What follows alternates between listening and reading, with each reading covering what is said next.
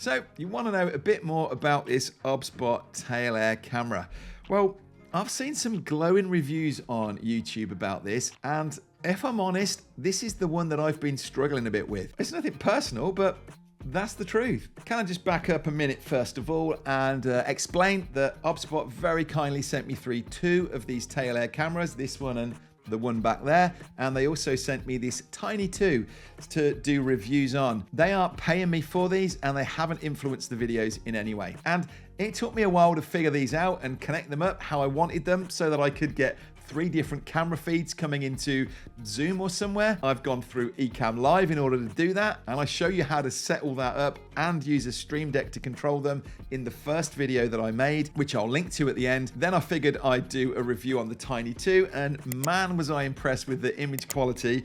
Ridiculous what you can get out of such a tiny little camera here. But as I come to the Tail Air, yes, you'll see that it is a very capable camera for a specific purpose, but check this out first, where I put the Tail Air alongside the Tiny 2 and this Sony ZV-10 camera. They're all sitting in front of me. They're as close as I can get them. Have a look at the difference in image quality.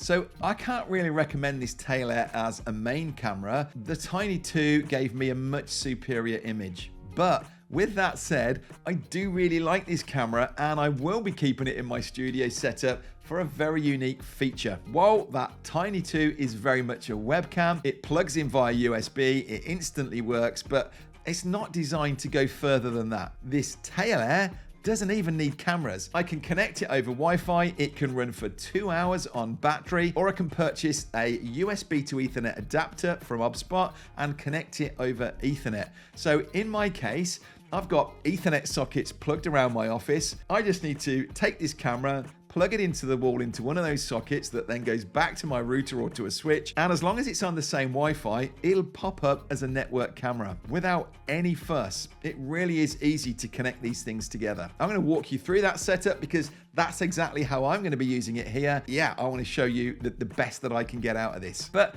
check this out, you can go further with this camera and you don't even need a computer. Using the OBSBOT Star app on my phone, which again I'm going to show you in a bit, and a wireless mic, something like this that I could connect the other end into the back end of this Tail Air. There's a microphone port down here. I can actually be out in the middle of a field and recording footage with decent audio coming through, totally removed from my computer. And it goes further than that. Now that would give me some really dynamic content if I wanted to see myself walking around, walking up to the camera, turning and carrying on. But it doesn't stop there. I can actually go live from the app without Wi-Fi, just using the cellular data on my phone. That's powerful, but in reality, I'm not going to be doing that. I might record some of that extra footage of me out and about, but it's going to be rare. This would be absolutely amazing if you were reporting back from an event, for instance, and you wanted to have this thing on a little tripod as a second cameraman. You could be on a stand with somebody. The ideas just come to my head, talking away to them. You've got your phone in front of you. You could either be going live or recording there. It could be choosing to have it track you or on a preset mode. Yeah, it is really powerful for a use case like that. I'm using it in here in my little studio office, and I really want this to work for me as like a second cameraman that's going to be over there. I do a lot of setup videos. I'm helping people look professional on camera. We talk about the equipment. We talk about the background and the room like this. And so I'm going to demonstrate to you in a minute how this can and will be really useful for me. I can actually mount this camera. You'll see I've got it over the other side of the room here on a little stand attached to one of the other desks where a light is already. This can actually be attached to the ceiling. It can hang upside down and still work exactly the same way. As I say, it could be on battery, or with a USB you could power it and you just kind of leave it there and turn it on when you want it to record. And the remote that comes with the Tail Airs allows me to be able to function these without even having any apps open or anything. I can just move this around and it will follow me by using this little joystick on the back. I can actually press it, and as I move my controller around, look how that follows me. Pretty clever. So I think the easiest way to run through this is to get into the software, and we'll set it up so that you can see this coming through as a network camera in this office. And then I'm going to walk down that menu, show you all the features and options, and then we'll get a bit more interactive at that point. I'll get up out the seat and show you how this does the tracking and things. I just feel that's a more practical way for me to demonstrate it and give you a setup video at the same time. So when you download this OBSBOT Centre app, you're going to get a screen like this, and it's going to ask you to connect your cameras. Now, with the Tiny 2, I literally just plug the USB cable in and it would come straight into here. But we do need to connect these Tail Airs. So if I click Tail Air, and it will give me this pop-up to say, do I want to connect over Wi-Fi or a hotspot? Definitely the Wi-Fi option. So we've turned on our Tail Air. In fact, this one's turned off because this is how I need to, this is already connected, so it's always a bit hard. I can't find a way to actually disconnect it. So it's telling me here, and this could be the state that these are turned on. As I say, it's off, it's sitting in my office. I come back to it and I decide, right, I'm going on a support call. I want this working now. I can just click on these. You'll see that I've got these labeled. I'll show you how to do that. I can just hit the power buttons on these and it will turn them on. Now, what I'm going to do actually first is to run through it. If I click on here, the first thing you would get is to scan this. So let's try and mock this up. It has just turned the power on for me, but imagine this was already powered. It's now going to do a scan and it's going to look around for a new camera. You would find that it would pop up like it just did then, showing that camera. Then as you move on, we're now going to set it up on the Wi-Fi. Choose my Wi-Fi, connect the device to my Wi-Fi, and you can see that this has just come to life because it's just found this camera. Successfully connected, thank you. So in the app over here, the first thing I want to show you is right along the top here, we've got a video preview, and when I click on this, look, there it is. It's my live feed coming through, and you can see that's pretty instant and in real time. You can see what I mean. I don't think that's really going to compete with the quality that I'm getting out of this. In fairness, we're in 1080p. You can see at the bottom here, I can change this over. I can actually, it won't let me in this mode push this higher than this, but there is an option, and you'll see in a minute that we can take this, and reasons why I would push this up to 1080. Now, let me show you another window that you want to have open. Right at the top here is software settings. And right at the top, it says device management, and it's not seeing at the minute my Tiny 2 or my Tail Air. The Tiny 2, as I say, just literally needs the USB plugging in. I'll do that while we're here. That will spring to life in a few seconds. I'm looking at the Tiny 2, and if I click add device up here, it's asking me where I want to look. It's trying to find anything that's here. And there we go, the rear one. So I'm just going to click the power on because this one has already been connected. While that's coming in, notice that my Tiny 2 has come on. That has connected. I can hear a beep from back there telling me that that one's just woken up. Give it a second to come through, and then we'll see that appear in here as well. You don't have to do this every time. I'm just showing you again how this comes in, where it's searching for the Wi-Fi and connecting.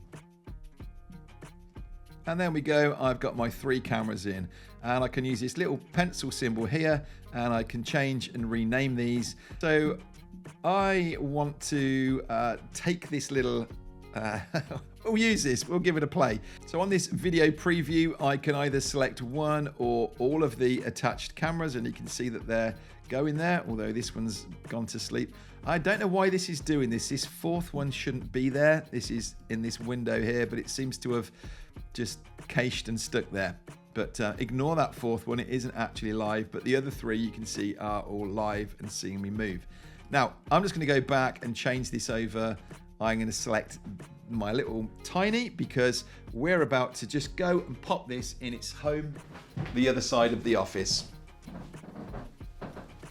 I've got the USB cable in the back of there that is running down to an Ethernet connection, and so we're going to be able to use this one as wired. So this is more where I will be working from, and you can see the idea of that. I would just point out, this isn't like a gimbal, so it's not going to level itself up. Pan and tilt is going to where you can see it here on this one. Panning is left and right. Tilt is going up and down. And zoom will zoom in. All right, so should have mentioned that at the start. That's the whole PTZ bit. But the reason I'm pointing that out, and I just need to turn this tracking off a minute, else that will really annoy me. I'm just looking at the one across the room here, my new left one, and it's wonky. And I can see that it's slightly off. So I just want to square that up because that's really going to annoy me. That's a little bit better. But so you will just probably need just a little level on there, or if you've got it on a tripod, just adjust that so that it is nice and level. I feel like that's gone the other way now. Right, it's going to stay there for this video, don't worry. I will fix it afterwards. We've got these cameras coming into this app, which is brilliant. But where I was struggling here is going from this, how do I take this out? I'm mostly working on Zoom calls. I use Ecamm Live for everything. I'm on a Mac. It's a phenomenal tool that is a real powerhouse for any video production, live streaming and things. If you're not already on it and you are on a Mac, then I have put a link down in the description where you can go and check that out. 14-day trial will give you access to everything we're doing here. If you're not on a Mac, I did have a customer last week who actually went out and bought a Mac just so that she can use Ecamm and has gone through the pain of shifting from a PC to a Mac. I know she'll definitely benefit and it'll be worth it in the long run. But if you're on a PC and staying on a PC, then OBS, you could check out. It'll do the same sort of thing as what we're doing here and will give you these network cameras that you can attach. The alternative is I could actually connect these. One of the things I should have said is the options that I've got to not only have them over wireless like this in a network scenario, I could actually connect them over a USB cable. I could connect them over HDMI so that then I would see them as individual feeds with a cam link. But I want this, you know, completely clear of cables over that side of the room, neatly plugging into the wall, or even being on Wi-Fi. The only way that I can do this, I believe, without getting the NDI and paying the extra for that, is to go down this RTSP route. And that requires sending it into something like Ecamm that will see network cameras. So I'm going to do that. It's not really what I'm focusing on in this video. There is, as I say, a separate one I'll link to at the end where I go through this much slower, how to bring this into Ecamm. But what we're going to do is pick on the cameras. So we are on, which camera is this? This is number 3 is over there.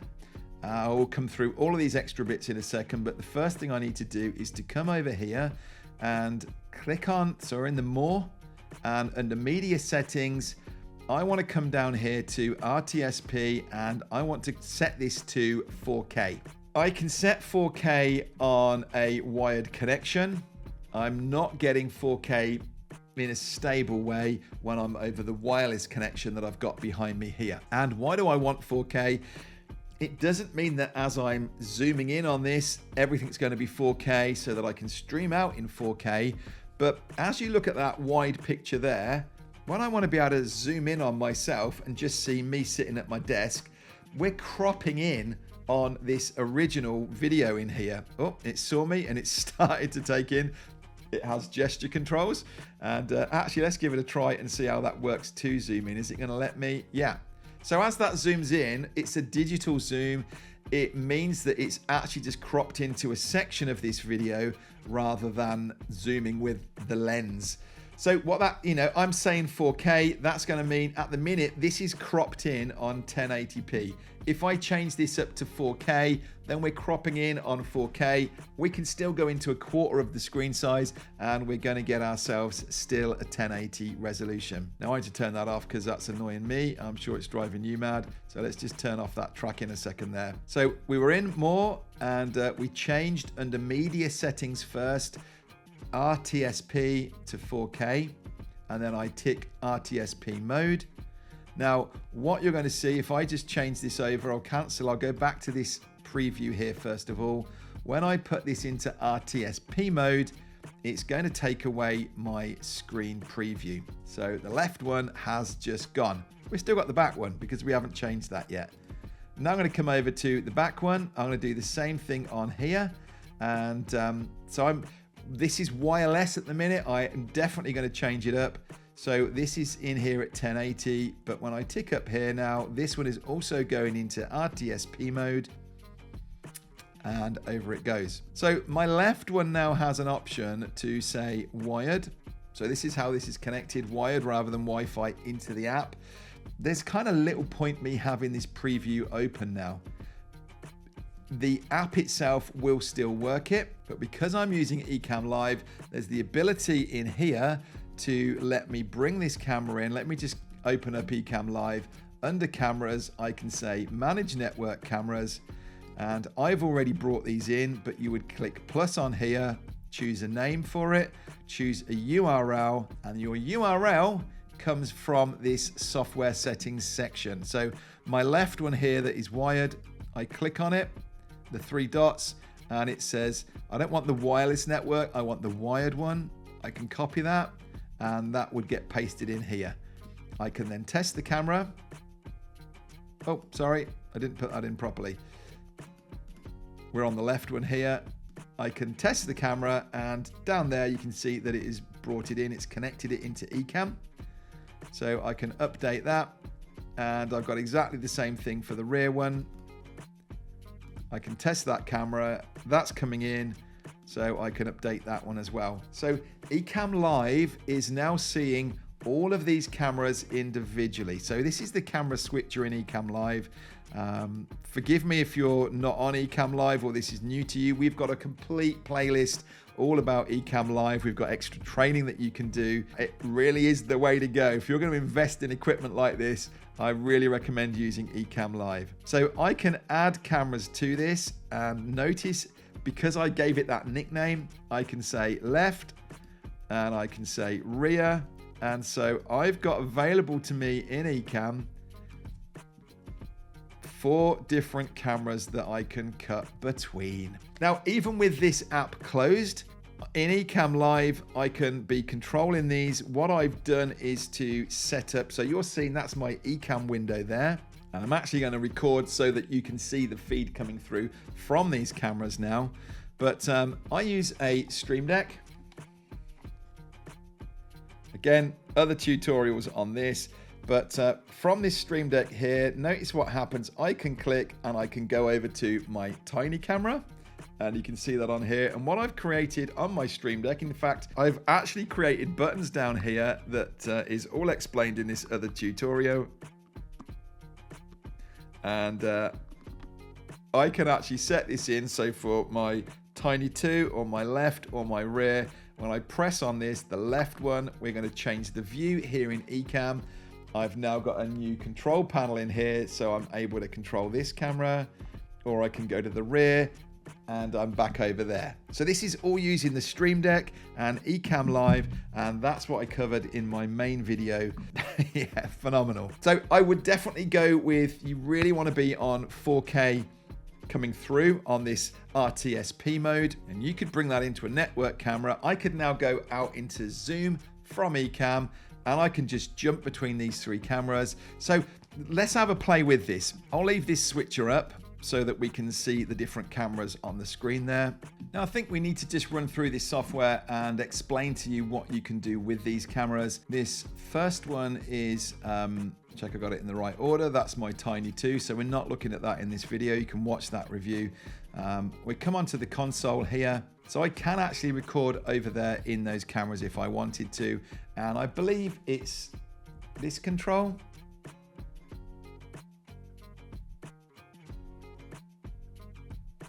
The one I'm wanting to pick up isn't looking at me.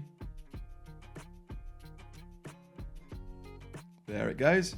One of them just started recording. It's the camera behind me.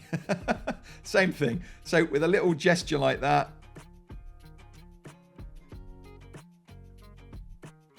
you can make this start and stop recording. I'm just going to hit stop on it there. So as I said at the start, if you were out and about and wanted to record there, you could do. Now the AI human tracking. So we've got tracking speeds on this one. Let me just open up. I want you to see here, just moving my desktop around a bit so that you're going to be able to see this. We're controlling it over here. We can turn off tracking, and that isn't going to follow me now. we could turn on normal tracking. So normal tracking, there it goes. Now what I like with this is we've got these 3 speeds on here and we don't have this on the Tiny. So I'm in here, this is standard mode. If I'm walking around, you'll see that that's picking up and following me quite nicely. Fast mode, if I was moving a bit quicker, it'll keep up with me like that, but it's soon going to be make you a little bit nauseous probably. What I like, and I think feels much more natural, is this slow follow mode. So it might not keep up with me all the time until I get here, but in maybe this scenario where I want to come and present to you out of board, I feel that it's a lot more natural to like what a gimbal would do, and it's going to be a bit easier on the viewer, I think. So we've got speeds on there, we've got normal tracking, we've got upper body, and we've got close-up. So notice what happens. I'm going to pull that over to this window so actually I can see what's happening as I'm moving around, so I'm not going to get a preview of this. So if I were to move over here, then that at the moment it's not even zoomed out. Let's take this back, we'll change this zoom so it comes right out wide on here. This would, trying to get far enough away from it really, it'll get a reasonable height of me here. If I'm round the back here talking to people about setting up this camera or the light and things like that, this full height is really good. I need to be able to see that space. If I were a physio or I'm teaching people something where yoga, anything else, I need to be able to have this height to me, then this would be the setting to go on. But maybe I want to do more of a presentation and I'm more interested in recreating this feel of me walking around, I'm on stage, and I decide I actually want an upper body crop. Notice what it's done now is the same camera, I'm in the same positions, but it's now not getting full height on me, it is just taking my upper body. Still in that slow following. Okay, we could then go from that. Now I'm showing you it here from the desk. I'm using the app. We've now gone to close-up. So again, those same little scenarios. We're walking around, we're demonstrating things, but now you're getting a kind of extreme close-up. Now, I'm showing you it here in the app first of all, but there is a remote control that comes with this. And this again is pretty easy to set up. You turn the thing on. I turn that on. I think I hold that for about 3 seconds to get it flashing. Then on here, I press the power and the number that I want so I can allocate which camera this goes to. And I've got the same little joystick on here. Let's test this out and see how good a job it does. I've got this joystick on here, and so I can, you saw me playing with this at the start, I can track, I can move this around, I can go between presets. So I could set a preset here and it should stay there, I believe. Yep. Or I could ask it to track me by pressing the button. I can't go between those 3 different modes on here. I can go between preset positions. So if I came over here and I knew that me standing at this whiteboard and maybe on this kind of a zoom was what I wanted, I could now lock that in as P2, program 2. So although it's not tracking, or it is tracking, I can go from this wider shot with this program 1. And when I head over here, I can actually go to P2, and that's already preset for me. So that might work better for you than having this thing just following you and tracking. Now, working down the rest of this app, what have we got? We've seen those different modes with that. We've got animal tracking. You want to have your dog running and it follow it, it will do. The group option, from what I saw on the video on the website, the guy kind of sits down like this first of all. He's on a Zoom call or something, and then a colleague sits next to him and it widens it out, seeing that there's 2 people there. A third person sits and it widens out again. So the AI capability is really powerful in here. These are my presets that you saw me just doing from the remote control. And I do actually have these gimbal controls here, so I can be zooming in and out and up, down, left, right. to set all that in from here. Now we are going to come on in a minute to the phone app and you'll see how that can do the same thing. We come over to image. My preference on this would be, so we're sticking on this one at the minute. If I stick this into HDR mode, high dynamic range, the idea is that it will just take the edge off the extremes really. So the lights, it'll put more detail in instead of blowing that out. The darks, again, it will lift a bit more detail in. I'm not loving that. And you can actually see on this preview, that's struggling a bit, interestingly, with the connection here. I'm going to take HDR back off. And interestingly, that seems to have made it easier and it's coping better with that. Hadn't noticed that before. So don't bother with HDR. Focusing, autofocus, and it's focusing on my face rather than just me and the person in the shot. That'll be more accurate. Exposure, I'm not particularly loving auto exposure. This is how it will come preset for you. It's not bad in that shot in fairness, but I would turn that off. If you find that you're in a room and the light's changing, you know, I want this locked down. I want it to stay on me how it is. And so I'm going to put this onto, I'm going to try and keep the ISO as low as possible. And so that would work for me in the UK, a 50th on my shutter speed and an ISO of 100. If you were in the States, you would want 60 on here as your shutter speed. But yeah, this is more advanced, but this is how I would dial it in.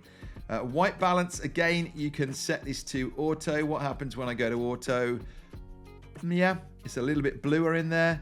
I've just got this on custom and I can adjust this temperature up and down. Again, I know the settings, I know what these lights are set to, not what this is, but it's fairly accurate, and I know that my main camera is set as well. So I would always lock these things down. Then in your image, I've just backed off the contrast a little bit. I've backed off the saturation a little bit. By default, these are all set to 50 on there. Again, not a major difference, but it's me just tweaking the thing a little bit. So I can set this camera up. That's the image all done. And then we've already been down this one really. We've set up on here. There are things to do with power off and bits like that. For me, it's about this RTSP. If you were going to be using HDMI or something, then you would click and you would use it there. And then these are our gesture controls, because you might find it frustrating that when you're waving your hands around, all of a sudden it starts zooming in on you or tracking you. So I can actually turn these all off if I want to, and then those features won't be picked up by me. Now this zoom, I can just, it's always a bit hard when I got 3 cameras, they're all having a play now. And of course the one that I want to do isn't going. Can you see down there? My little tiny, there it goes. Right. I can preset that when I do this, it will zoom in and out to a zoom factor that I choose. I can also do this dynamic zoom, which, let's see if this one works. It's zoomed in. Okay, come on. It does work, honestly. There it goes. So it is possible, you know, if I were doing this, doing my Pilates class or yoga, and you know, back here on the other side of the room, I decide we want to go wide out. Try it again. It's doable. Personally, you know, that just showed there it's sticking a bit, so I might turn them off and just get a remote and use it that way instead. Microphone, I'm not going to be using, flipping things around. So there's a few extra controls that you've got there, not a lot really. Firmware, definitely make sure this thing is up to date and on the latest version of firmware. But there it is, coming in, working inside of here. We can see the outputs of these, the audio, there's some extra settings over here again. But now I've got this dialed in. The way I'm using this, you know, these will both be wired in, they're powered, they've got a USB cable that is powering them. I don't have to worry about them. I can just turn them off physically, or I can set them to power off as you saw there, automatically. When I decide I'm doing a live and I need to use them again, either in the app or turning them on physically, we'll bring them back on. And in my case, Ecamm is going to show them down here, so I can just jump between these cameras as I'm working. Super smart. I do really like it. So from a shaky start and me telling you that the image quality on this wasn't great, in this scenario, totally acceptable, and really liking the image that it's given me over here. Now we need to open up the phone app and have a look at that one, don't we? Now in this app, again, I've already got these two cameras that are connected. You're going to have rescan here, and it will go off, or scan, and it will go off, and it will look, and it will find your cameras. So what I don't like with this app is it feels like it's designed to work just with one camera, because for me to go into one of them, and I can go in here and you'll see, okay, we'll do that later. So now you can see on here, oh, that didn't flip around. I can work one camera from here, but if I want to go into the other camera, I have to come out of one, and it says it's going to disconnect it for me to go into the other camera, which it's actually lost. To now go into rear and go into this camera. So if I'm doing something wrong, I'd love somebody to tell me, but I don't think that is the case. But look on here then. So let me quickly try and walk you through this. You do get up here these preset shots. So this could be your controller that you're using sat in front of you. And I can jump between this wide and auto there, and my different positions that I've got. I've got a close-up shot, although they've just disappeared, interestingly. So actually you can see on the feed that's coming in from the rear camera that when I'm pressing on here to go between my preset positions, that's what the recording is doing. So this would be another way. Instead of using the remote control, I could keep my phone in my hand and I could jump between these here. Or I can use the screen itself and follow through. This is what I mentioned earlier, that when I'm talking about 4K and when I'm zoomed in, I'm only seeing a section of it. That red section in the middle is how it's cropping in on the original image, and it's showing the output in this little window at the top here. Now I can go into settings here. We're already locked into manual and our shutter speeds, but we can go in and change the ISO, the shutter speed, not EV because that's if we were in auto. Come back out of that. I don't quite know. There we go. I can adjust the white balance on here as well. The style, there are a few styles that we can add on here. So it's pretty functional. This is the alternative to using the desktop app. Something about me just doesn't really like having a phone app that I'm relying on when I'm sitting here doing a live stream and I want things in front of me that are working, not picking up my phone and having to log in again and things like that. But we come out of that. If we recorded anything, it would show us those recordings in here. We've got some extra things at the bottom. So our gesture controls, we can turn these on or off. Yeah, that was the record one. I feel that there could be a clash here when we've got something different on the desktop app to on here. You really are choosing one or the other. So the same settings for the RTSP and things in here. Whoops, didn't mean to click that. So let's come out of this because we're looking at these features along the bottom. The first one's going to flip it portrait or vertical. Let's click on this AI one here. So AI tracking, it's given me the options to go wide or auto. So with auto, we're seeing that is, there it goes. It is going to follow me here. This is again that speed, slow, fast, standard. We are going to jump across to the last one here, which is box. And so now if I'd actually got an object that I wanted to track, so I can select this water bottle. And again, it's not loving it if it's a busy background, is it? But when I've got a plain background there, you can see that it's actually tracking. And if I were here, it's going to track the bottle rather than me. So similar to what it did with the hand, it will track an object as well. Tap it again, turn it off. Now I'm struggling to tell this to leave that box alone. I want to move off and not be tracking the box anymore. Where do I tick? X there, is that it? No, because it looks like it's still going to keep tracking me. So there are a few things like this that I find it a little bit glitchy. What I wanted to do with you is to come on to this next one that shows you the composition lines in here, and I'm struggling to get out of it. So auto, doesn't really matter on these. but because the box is still tracked in on me, I can't shift this. That might have just got rid of it. So what did we do? AI, you can see I'm really selling this to you right now. Come on, track me. What I'm desperately trying to show you, because my buddy 𝗥𝗘𝗘𝗦 showed this and I said, that is amazing, how did you do that? Maybe I need to go and watch his video again. But what is supposed to happen here is that it will pick on me. Oh my days. What I ought to do is I'll link to 𝗥𝗘𝗘𝗏's review, because one of the features I really liked with using the phone, and the only reason that I would use the phone really, is that it gave me composition lines. And what I mean by that is, whereas with this one, if it decides it's going to follow me, nope, it's the only camera that isn't following me. Thankfully I've got this. So you need to use a remote, clearly. No idea what happened. So because it wasn't tracking me, it wasn't giving me this. But imagine that didn't happen.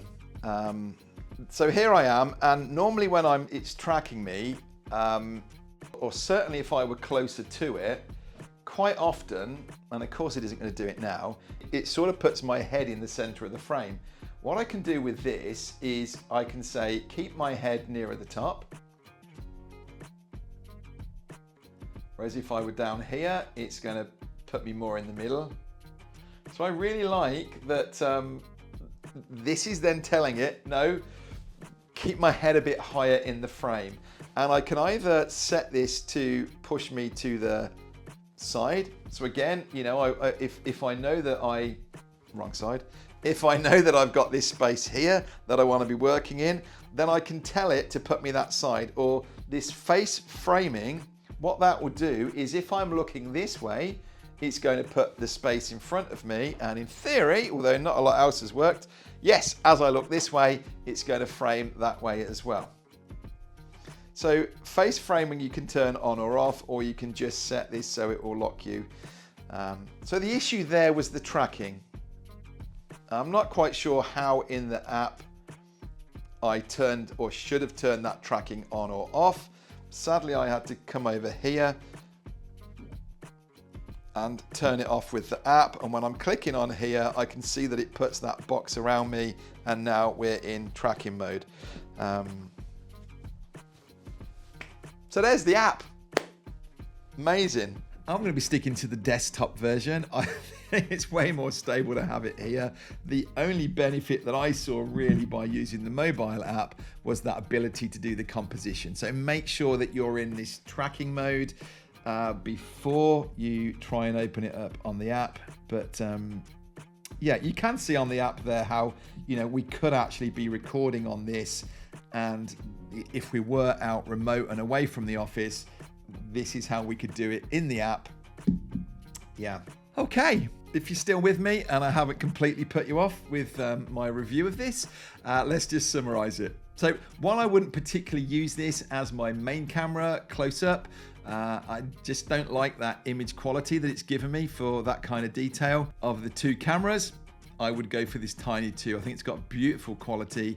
It doesn't have the functionality. It doesn't allow me to work around the room like these, but for sitting close up to me, I really like that little Tiny 2. Where these ones come in is in the situation you're seeing them, where I've actually got them as wired network cameras like this, that, as I say, I could just turn them on or off, and using the controls that I've built into my Stream Deck, I can feed all three of these cameras in. This is really going to up my game. I know my customers are going to enjoy this. Wireless mic so that I can be up and about. This is a fantastic little camera.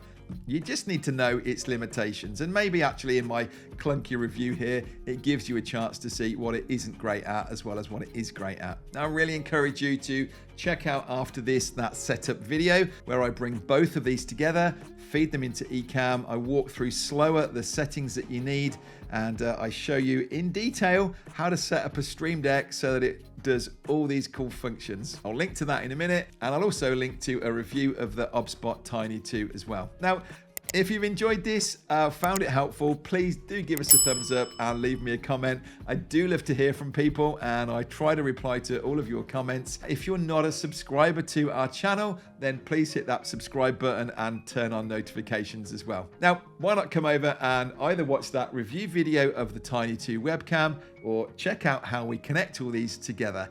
In either of those videos, you'll find me. I look forward to seeing you.